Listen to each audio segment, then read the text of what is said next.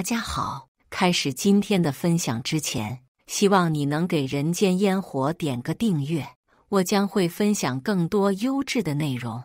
老公把剛喪夫的遠房表嫂帶回了家，說表嫂孤苦無依，要在我們家跟我們一起過年。吃飯的時候，老公又讓我給表嫂找工作，想着表嫂是遠房親戚，我就用我的人脈資源全力幫扶表嫂。誰知他們竟貪得無厭，苦心積慮地將我害死。臨死前，我才知道，原來我一直幫扶的表嫂，竟然是老公的初戀。在睜眼時，我回到了老公表嫂回家過年的那天。這次我要捷足先登。老公，這是我表哥。再次睜眼，看着那無比熟悉的房間，我整個人有點懵，大腦一片空白。電話那頭傳來了急切又疑惑的聲音，硬生生打斷了我的思緒。老婆，你怎麼了？怎麼不說話？聽到譚俊峰的聲音，我瞬間全身僵硬，仿佛被定住了一般。臨死前那蝕骨般的疼痛，似乎還在隱隱作痛，在我的每一寸神經裡瘋狂肆虐。上一世，譚俊峰給我介紹了一個老實樸素的鄉下女人，說是他遠房表嫂，父母早亡，又剛經歷了喪夫之痛，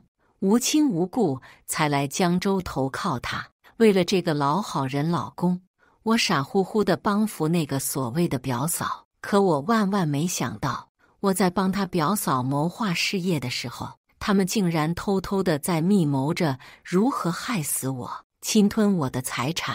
直到臨死前，我才發現，我一直傾力相助的女人，根本就不是什麼老公的遠房表嫂，而是他的初戀許秋池。這對喪心病狂的狗男女，還策劃了一場火災，讓我慘死在熊熊烈火之中。被房梁砸斷腿後，我曾拼命往外爬出去擊米，可那個心如蛇蠍的許秋池竟然披着濕棉被跑了回來。他抄起水果刀，狠狠地刺進了我的胸口。見我還沒斷氣，他又喊來了譚俊峰。這對狗男女在我身上連捅了10幾刀後，才滿意地停下了手中的動作。死後，我的魂魄並沒有馬上離開。我眼睜睜地看着譚俊峰和許秋池摟在一起激吻。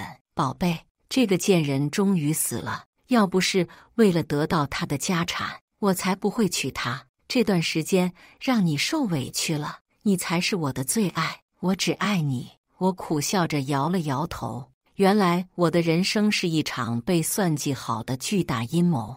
我眼睜睜地看着他們把我的死亡現場偽造成一場意外火災，逃避了懲罰。葬禮結束後，他們又開始肆意揮霍着我的財產，過着奢靡浮誇的生活。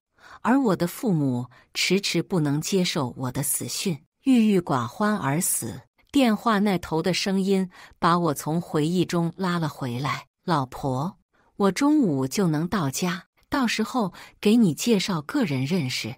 我冷冷地扯了扯唇角，心中滿是恨意。那好啊，我也正好有個人想介紹給你。掛斷電話，我立刻撥通了秘書的電話。王靜，你現在立刻去給我找個帥哥回來，工作內容是扮演我的家人，工資5萬。老婆，我給你介紹一下，這是我的遠房表嫂許秋池。老公的語氣裡居然帶着一種莫名的急切。表嫂，這是我老婆。我上下打量着許秋池，她明明素面朝天，卻還是難掩那狐媚樣子。她極不情願地瞥了我一眼，眼神裡滿是挑釁。弟妹，你好啊，我叫許秋池。說完，她還裝模作樣地想跟我擁抱。我冷冷地看着她，心中的厭惡翻湧。根本不想回應他，他的手就那麼尷尬地僵持在半空。這一切都被老公看在了眼裡，他不悅地推了推我：“老婆，你怎麼這麼不給面子啊？這可是我表嫂啊！”再次見到譚俊峰，我心中的厭惡簡直要衝破天際，沒立刻一刀砍死他們這對狗男女都算是我極度鎮定了，怎麼可能給他們好臉色看？但為了我的計劃，我必須忍。我要讓這對狗男女付出慘痛的代價，血債血償。我扯了扯唇，張開手臂，給了許秋池一個熱情的擁抱。表嫂好，那以後我們都是一家人了。譚俊峰皺了皺眉頭，剛想開口說話，我就打斷了他，朝着廚房的方向叫了一聲：“表哥，你出來一下，我給你介紹我老公。”下一秒，一個穿着工裝、戴着廚師帽的英俊男人從廚房裡走了出來。他一邊往圍裙上擦着手，一邊笑嘻嘻地走到我們面前。“哎呦呦，這是姐夫吧？可真帥啊！我常聽青青提起你，第一次見面，我剛進城不太習慣，你別見怪。”說着就要去抓譚俊峰的手。還真別說，重賞之下必有勇夫，這5萬薪水還真沒白花。譚俊峰看着伸到自己面前的那雙沾滿油污的手，滿臉嫌棄地往後退了半步。“你誰呀？滾！”我用陰陽不明的目光掃過他，笑意根本不達眼底，心中滿是嘲諷。“老公，看樣子咱們夫妻真是心有靈犀呢。”譚俊峰臉色鐵青地走到我身邊，生硬地扯住我的衣袖，眼睛裡仿佛要噴出火來。“你什麼意思？簡青青，這髒兮兮的親戚從哪裡整出來的？你不跟我說一聲，就把他叫到家裡來了？”我扯了扯唇角，好整以暇地垂眸睨着譚俊峰，皮笑肉不笑地問道：“我還以為這是我們彼此之間的默契呢。你帶了你的鄉下表嫂過來，不也沒有跟我說過嗎？”譚俊峰怔了怔，顯然完全沒反應過來，一向對他溫柔體貼的我，態度怎麼突然有了這麼大的轉變？“老公，你別誤會呀，我這不是也想把我的親戚介紹給你認識嗎？”我挑了挑眉，“怎麼我的親戚就要比你的親戚見不得人嗎？”我一邊說着，還不忘瞥了一眼始終在一邊一言不發的許秋池。“表嫂，我這個人說話直，你別介意呀。你年輕漂亮，也不去找工作，是想着來投靠俊峰白吃白喝嗎？”許秋池的臉一陣紅一陣白，隱忍着還不能發作。我冷笑一聲，趁譚俊峰瞠目結舌的時候，轉身吩咐家裡的保姆王媽把1樓朝陽的那間客房收拾一下，我表哥以後就住那間了。還有，我表哥是來投靠我享福的，以後誰也不許讓他做家務做飯，明白了嗎？最後一句話，我是死死地盯着譚俊峰說的，他被我看得不由得打了個冷戰，即便不情願，還是硬着頭皮點了點頭。“那我表嫂住哪裡呀？老婆，你不能偏心啊！”譚俊峰還在那裡不知死活地叫嚷着，我悠悠地回他：“關我什麼事？要不讓他跟我表哥住一起？”譚俊峰聞言臉都黑了，這絕對不行，他可沒有自己給自己找綠帽子的癖好。最後如我所料，譚俊峰跟上一世一樣，把許秋池安排在了2樓主臥旁邊的客房，還美其名曰只有主臥旁邊的這間客房不再需要過多打理，大家都累了，表嫂不想給我們添麻煩，多麼冠冕堂皇的理由啊！可笑的是，上一世的我竟然相信了這套鬼話，還傻乎乎的以為從鄉下來的表嫂心思單純，沒有那麼多的花花腸子。現實卻狠狠地扇了我一巴掌，我不光錯了，還大錯特錯。晚上，我垂眸死死地盯着他遞到我面前的熱牛奶。“老公，以前我也沒有睡前喝熱牛奶的習慣呢。”我突然想到，上一世這個時候，自從許秋池來到家裡後，譚俊峰就開始每天晚上給我一杯熱牛奶，還說是對睡眠好。以前我還天真的當他是溫柔體貼，如今想來，這件事絕對有鬼。譚俊峰被我盯得心虛不已，他的目光四處躲閃，就是不敢正眼看我。我不依不饒，又厲聲問了一遍：“怎麼突然就開始給我熱牛奶喝了？”譚俊峰神情極不自然地把熱牛奶塞到我手裡，然後假裝在回復手機信息，裝出一副很忙碌的樣子。老婆，我這不是看到新聞說睡前喝熱牛奶比較有助於睡眠嗎？我也是為你好啊。這樣拙劣的表演，我都懶得戳穿他。我按兵不動，佯裝誇獎他體貼，然後趁他沒注意，偷偷倒掉了那杯熱牛奶。半夜，我失眠沒睡着，就在我以為是自己想多了的時候，身邊的譚俊峰輕輕地叫了我幾聲“老婆，老婆”。見我沒有反應，他竟然毫不猶豫地翻身下了床，躡手躡腳地走出了主臥。隨後，隔壁的房門便被打開了，一陣窸窸窣窣的聲音後，走廊裡重新歸於死一般的寂靜。我偷偷拿出手機，點開隔壁偷偷安裝的監控，看到譚俊峰一進門就迫不及待地趴在了許秋池的身上，兩個人邊脫衣服邊熱吻，那副不要臉的浪蕩模樣，真是讓我大開眼界。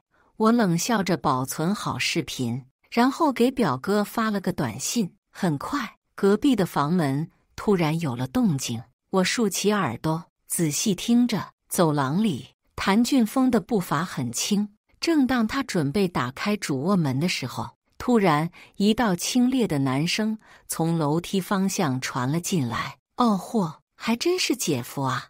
我剛剛起床上廁所，還以為見鬼了呢，趕緊上來看看。姐夫，你怎麼從你表嫂的房間裡走出來呀？顧時則尖銳的聲音刺破寂靜的夜。我窩在被子裡嗤笑出聲，這樣超絕的演技，等事情結束後，我一定要推薦他去參加個選秀節目。譚俊峰被戳穿後，惱羞成怒地罵道：“我就是去看看表嫂住的習不習慣，誰讓你跑2樓來的？你這個土鱉，趕緊給我滾下去！吵醒了我老婆，你就死定了。”顧時則攤攤手，略有深意地說：“表妹呀，你老公跟他表嫂的關係可真好，你說說你怎麼也不來看看我半夜睡得習不習慣呢？”譚俊峰臉色煞白：“老婆，你怎麼醒了？”我神情陰鸷，語氣冰得駭人：“老公，你難道不打算解釋一下嗎？”許秋池也聽到聲音，緩緩地從隔壁走出來，看着他臉上那位褪得潮紅，我不禁冷笑出聲：“誤會，都是誤會，是我睡不習慣，給表弟發信息，希望他幫我換床單。”許秋池慌亂地解釋着。我撲哧一聲，一個沒忍住，竟然笑出了聲：“是嗎？那可真是委屈表嫂了，是我們招待不周，讓你不舒服了。那不然明天還是給你換家酒店去住，你住的也能舒服點。”見我這麼說，譚俊峰急忙擺手：“不用了，老婆，都收拾好了，以後表嫂就不需要我再幫忙什麼了。”我並不接茬，只擺擺手，讓所有人都去睡覺。譚俊峰忐忑不安地一直解釋着什麼，我安撫地拍了拍他，心中卻滿是厭惡：“老公，你別緊張，我沒多想。”第二天，譚俊峰沒有再給我熱牛奶，而是討好似的摟住了我的腰。上一世，每當他想要讓我幫助許秋池的時候，都會跟我上床。果不其然，譚俊峰支支吾吾地開口：“老婆，表嫂孤身來江州打拼，也挺不容易的，我們幫幫她吧。”我背對着他，不動聲色地扯了扯唇，心中冷笑：“是嗎？你想我怎麼幫？”譚俊峰一聽有戲，立馬起身跑到我身前：“表嫂雖然是鄉下來的，但是上過學，數學很強。不如把你公司旗下的一個小公司交給他打理，有他幫你，你也能輕鬆些啊。這樣我們就有時間造人了。”譚俊峰的眼裡冒着算計的金光，比頭頂上水晶吊燈還刺眼。可笑的是，上一世我居然一點都沒看出來。我抬手擠壓了一下太陽穴，沒有正面回應。老婆，怎麼樣啊？你看在我的面子上，幫幫表嫂吧，好不好？她早點能在江州立足，也好早點搬出去，那我們就可以好好過二人世界了。你難道不想跟我好好過日子嗎？這話說的果然無懈可擊，仿佛我不答應，就是不想跟他好好過日子。我垂眸盯着譚俊峰那雙迷人的桃花眼，現在卻只剩下了厭惡。我們旗下的公司沒有合適的，不過要想讓他幹點事業。我一邊說，一邊走到沙發邊，慢悠悠地端起紅酒杯。老公，你表嫂還需要一點點的歷練才行，畢竟我對她不太了解呀。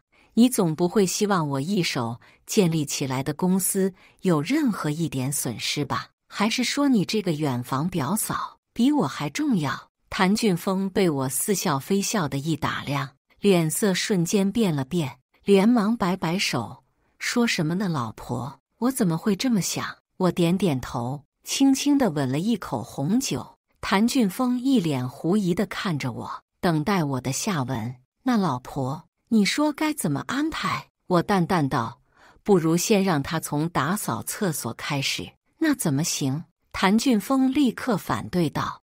我冷冷地把紅酒杯毫無徵兆地扔向他，譚俊峰嚇得大驚失色，因為躲閃不及，小腿瞬間被碎裂的紅酒杯劃開了一小道傷口。老婆，你怎麼了？我是惹你生氣了嗎？他愣愣地看着我，有點被嚇傻。房門這時也被人從外面打開，表哥衝進來，大吼道：“什麼情況啊？你們兩口子怎麼打起來了？怎麼還見血了？是要殺人嗎？”始終窩在走廊裡等着聽結果的許秋池聽到我表哥的喊叫聲，想都沒想就直接衝了進來，見倒在地上還流了血的譚俊峰，連他身上只穿着一條四角褲衩都沒在意，直接撲了上去。俊峰，這是怎麼了？俊峰，我冷冷地看着他們。許秋池紅着眼睛抬頭質問我：“弟妹，你怎麼回事？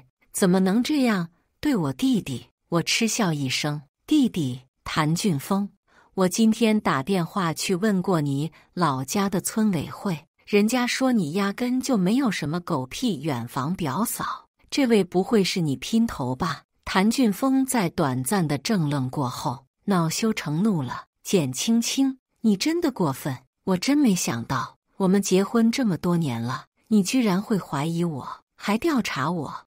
我們之間一點信任都沒有嗎？當初我就不應該跟你求婚。”許秋池也急忙湊過來跟我解釋：“弟妹，你可別聽村委會的人胡說八道，就冤枉了我跟俊峰啊！我們是遠房親戚，他們村的人本來就不是很清楚這層關係，我並沒有打算就此戳穿他們。所以故作猶疑，真的，你們沒有騙我。”聽到我得態度軟化，譚俊峰像是變臉一樣，猛地從地上爬起來：“老婆，當然是真的呀，我都沒有懷疑你跟你表哥的關係，你怎麼能懷疑我呢？我們是夫妻，最重要的就是要相互信任啊。”被拉進來的表哥無奈地聳了聳肩，我點了點頭：“那可能是我錯怪你了。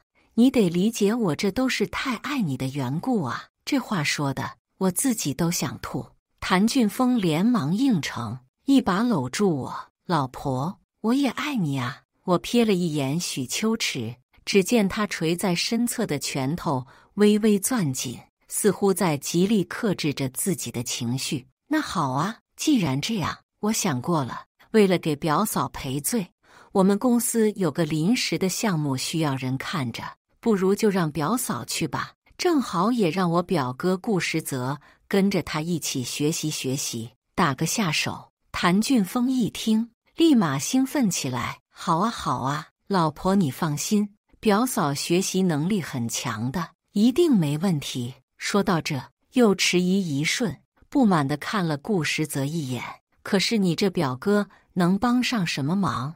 不如就讓他在家裡待着吧，表嫂一個人沒問題的。”一邊說着，他還不忘在我的眼皮子底下對着許秋池使眼色。許秋池見狀立馬附和：“是啊是啊，弟妹，不用讓你表哥跟我一起，我自己可以的，不需要別人幫忙。”我好整以暇地看着他，目光中滿是揶揄的嘲諷。我都沒說是什麼項目，你就說你可以？表嫂未免太自信了吧？是梁靜茹給你的勇气嗎？許秋池被我噎住，張着嘴臉憋得通紅，好幾秒都沒說出話來。我瞥了顧時則一眼，他立馬影帝上身，擼着袖子就湊了過來：“姐夫，你這麼說話我就不愛聽了。我跟你表嫂都是鄉下來的，怎麼你表嫂就高級了？你可別逗了，到時候還指不定是誰幫誰呢。”譚俊峰抬手指着他，剛想說話，我輕輕地攥住了他的手腕：“老公，你要是對我的安排有意見，那就當我沒說。表嫂還是自己出去找點活幹吧。”譚俊峰立馬拉住我，妥協道：“不用了，就按你安排的吧。表嫂一定不會讓你失望的。”上一世，我分給了許秋池一個小公司，還給他注資，給他介紹人脈，以至於到後來他打着我的名號，在業內瘋狂的斂財。許多看我面子才跟他合作的老客戶苦不堪言。這次，我把手上一個看似前景不錯，實則暗潮湧動的高危項目交到了他的手裡。許秋池和顧時則被我安排進項目組後，我就撤換了原項目的所有人，還把項目的責任人全部換成了許秋池的名字。回到辦公室後，我點開了監控畫面，許秋池翹着二郎腿，趾高氣昂地看着顧時則：“別以為你是簡青青的表哥就了不起，我現在是項目的負責人。你也就是個跟着我打雜的，以後你最好老老實實的，別在簡青青面前胡說八道。”顧時則10倍薪水拿得過癮，還鍛鍊演技，立馬賣力的奉承：“那是自然，以後還得靠你多照顧。我就是個臭屌絲，什麼都不懂，項目的事情都指望你了。”一向沉迷於打高爾夫球，不怎麼來公司的譚俊峰，一天之內跑到公司來3趟，打着來看我的名義，次次都去了許秋池的辦公室。我故作忙碌不知，還很貼心地支開了顧時則。監控中，譚俊峰迫不及待地就跟許秋池激吻，甚至連窗簾都來不及拉上。幸好辦公室外面沒有人，我把視頻剪輯下來，然後關了電腦，拿出手機撥通了一個電話。掛斷電話後，我看着窗外明媚的陽光，卻覺得寒意透骨。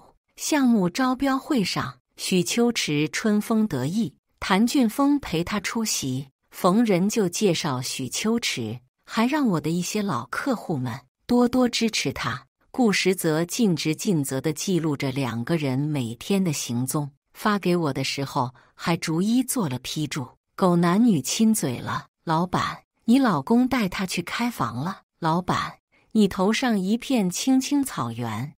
我頗為無奈地按滅屏幕。很快，許秋池在招標會上選中了一家頗有資歷的合作公司，2個人當場簽訂了意向書。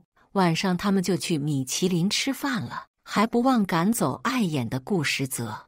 我靜靜地坐在沙發上，盤算着時間。快10點半的時候，撥通了譚俊峰的電話：“老公，你怎麼還不回家？”譚俊峰那邊很吵，像是在喝酒，他扯着嗓子跟我說：“老婆，表嫂出來應酬，我怕他不會說話，壞了你的項目，多看着他一點。”冠冕堂皇的理由倒是順手拈來，但我毫不在意，還很貼心地說道：“那你少喝點酒，早點回家。”掛斷電話，我喬裝打扮了一番，打了個車就去了顧時則提前發給我的那個酒吧。我偷拍了好多張照片，當場發給了一名狗仔，簡氏集團的上門女婿和女人在酒吧鬼混的新聞，當晚就衝上了熱搜，而2個當事人還在卡座你儂我儂，渾然不知。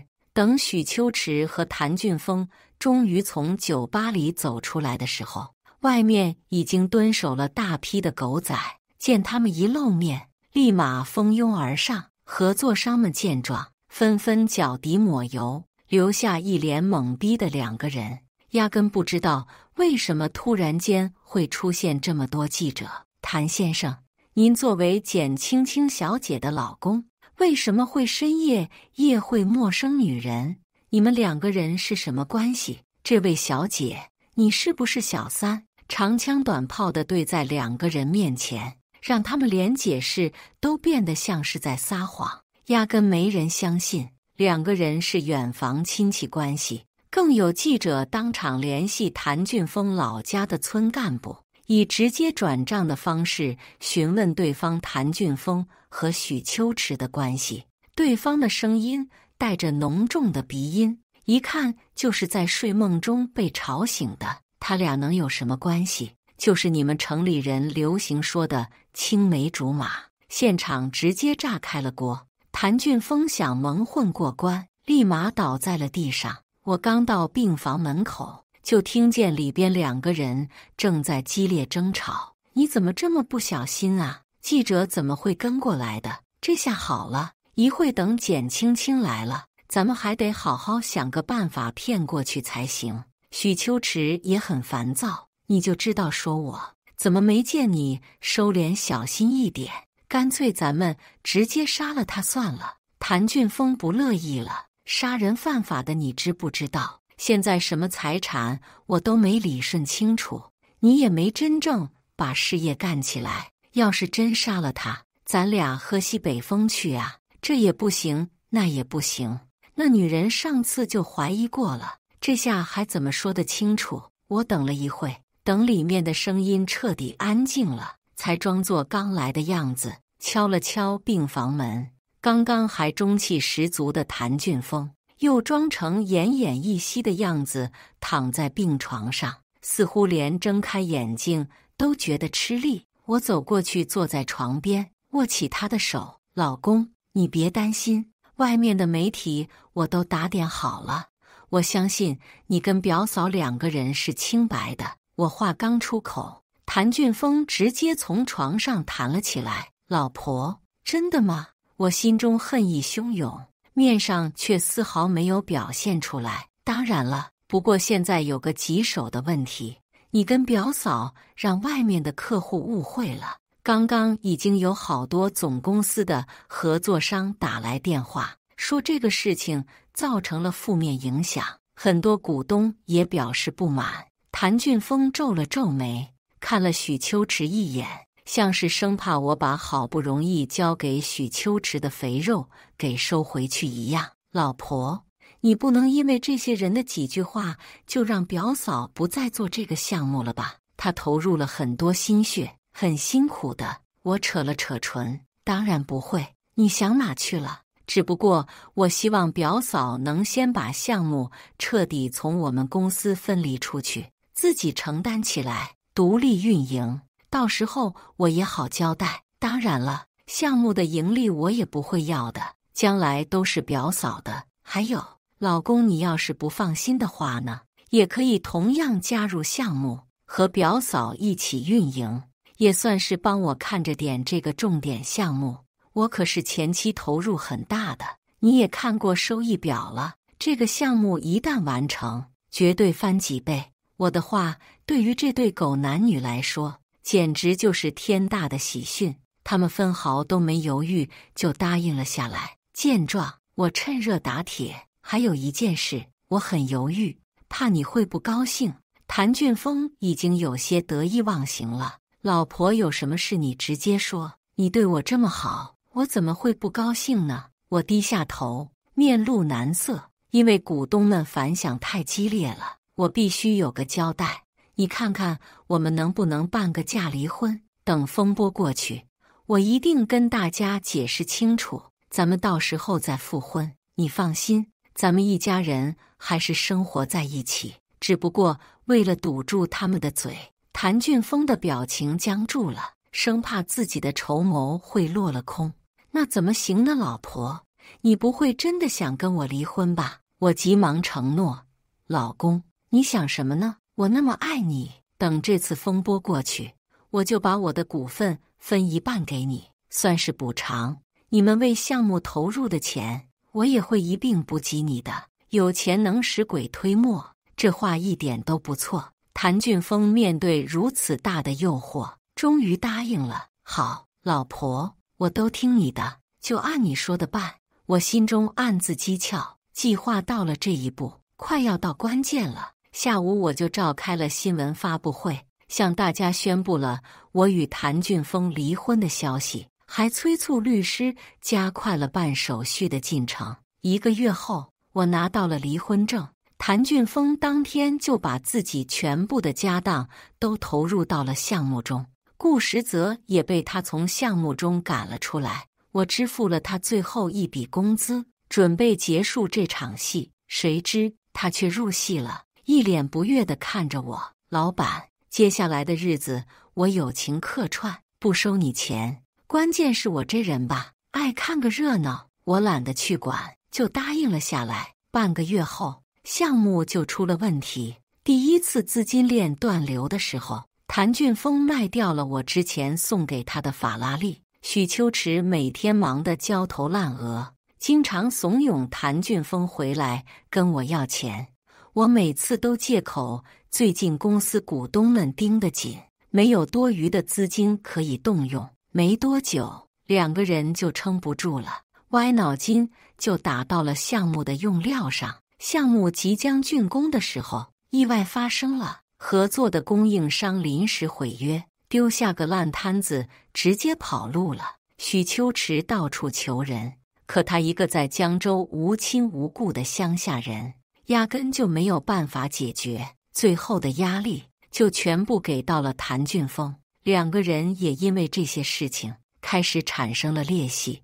我在監控畫面裡悠哉地吃瓜，看着曾經無堅不摧的2個人開始不斷的爭吵，心裡別提多高興了。我靈機一動，撥通了譚俊峰的電話。老公，我臨時有點事，要去國外出差幾天，現在已經在機場了，最近回不來，你好好照顧自己，愛你。說完，不等譚俊峰反應過來，就關機了。監控畫面裡，譚俊峰氣得摔爛了手機，失去了我這個最後的一根稻草，他們只能鋌而走險，找高利貸公司借了錢。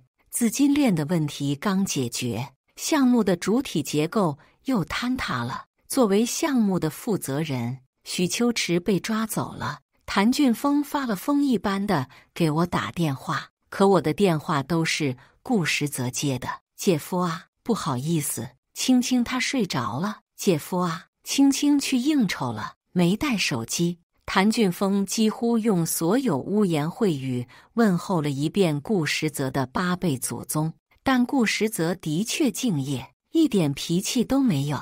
與此同時，多家媒體爭相報道了這件事，更有人把2個人當初的緋聞重新翻了出來。我坐在辦公室裡，饒有興趣地看着譚俊峰慘白的臉。許秋池被抓了，所以他們借的高利貸只能他獨自承擔，就連家門口都被追債的人潑滿了紅油漆。一群凶神惡煞的男人圍在別墅外面，往裡面扔石頭，碎裂的玻璃嘩啦作響。譚俊峰蜷縮在角落，連動都不敢動。顧時則在旁邊一邊看一邊嗑着瓜子，嘖，這可是你的房子啊，老闆，你都不在意嗎？我扯了扯唇角，冷哼一聲，這房子我住着也惡心，早就不想要了。譚俊峰天天縮在家裡不出門，只能一遍遍地打着我的電話。這次顧時則也不接了，任由手機響到自然掛斷。我就這麼拖着，見時機差不多了，就特別好心地安排人去給許秋池做了取保候審。許秋池從公安局出來的那天，門口圍了一堆人，還有一對被我從鄉下喊來的老夫婦，立馬朝他撲了過去。我的閨女呀，你在大城市裡這麼有錢了，怎麼能不給你爹娘花點呢？這是怎麼回事啊？我們老兩口命可真苦啊！記者們的鏡頭對準三個人，咔咔一頓拍。許秋池抱着頭從人群中逃了出去，狼狽至極。許秋池帶着那對老夫婦去別墅找了譚俊峰，兩個人一見面就開始相互指責。許秋池，你真是一點用都沒有，我給你鋪好的路，你也能走成這樣？現在青青也跟我離婚了，你說我該怎麼辦？許秋池在看守所裡吃不好睡不好，本來就一肚子火氣，全然沒有了最初小心翼翼的樣子，上前一步，抬起手就甩了譚俊峰一個巴掌。你不是說你老婆肯定會給我們很多錢嗎？現在呢？錢都他媽的去哪裡了？跟我上床的時候，你倒是什麼鬼話都說得出口啊！結果你讓我遭這個罪。譚俊峰一把拽住許秋池的頭髮，拽着他狠狠地往牆上撞。許秋池，你個狗養的婊子，你敢打老子，老子弄死你！那對老夫婦見自己的閨女被譚俊峰打，瞬間不樂意了，也上去和許秋池一起暴打他。譚俊峰的臉上立馬就掛了彩，腫得跟豬頭一樣，說話都不利索。我適時地回到了別墅裡，帶了一堆的八卦記者和討債人員，大家把別墅圍了個水泄不通。譚俊峰一看到我，如同見到了救星一樣，撲通一聲跪在我的面前：“老婆，你可來了，你終於回來了，你救救我呀！”我垂眸看着他，一腳把他踢了出去。他不是你表嫂嗎？譚俊峰，那現在是什麼情況？這兩個老人又是誰？譚俊峰到現在還在把我當傻子。這是許秋池的遠房親戚，他們沒錢了，就來打我，讓我出錢。我是被他蒙蔽了，以為是親戚才幫他的。老婆，我那麼愛你，你可不能見死不救啊！愛我！我冷哼一聲，按下了大廳裡電視機的開關，然後連上手機，將一直以來保存的那些香豔視頻播放出來。所有人都被那些畫面震驚了，記者們開始不停地拍照。曾經信譚俊峰說老婆回來會替他還錢的討債者們也恍然大悟，紛紛圍了上去。一時間，大廳裡亂成了一團。許秋池見勢不好，轉身想跑，我搶先一步走到門口，微笑着阻隔了他最後的退路。譚俊峰痛哭流涕地呼喊着我的名字：“老婆，我愛你，求求你原諒我吧，救救我呀！”我帶着拍好照片的記者離開。許秋池因為商業詐騙、挪用公款等罪名被逮捕了，譚俊峰也背負了巨額債務，天天像陰溝裡的老鼠一樣四處躲藏。顧實則也卸下了屌絲的裝扮，穿着高定西裝跟我一起去了一棟廢棄大樓。在廢棄大樓裡找到譚俊峰後，他憤怒地看着顧實則，目眦欲裂：“你們這對狗男女，我殺了你們！”顧實則天賦異稟，演什麼像什麼。他一腳踹開譚俊峰，緊緊地摟住我：“青青，我們終於可以光明正大地在一起了。你的那些財產也都沒有損失，你可真聰明，他可真蠢。”譚俊峰猩紅的眼眶像是要吃人。簡青青，你為什麼要這麼對我？我想了想，笑意漸漸爬上臉龐，可能是因為先下手為強吧。譚俊峰怔住了，他像是聽懂了我話中的意思，目光中也漸漸顯露出恐懼。你想做什麼？我指了指廢棄大樓的外面。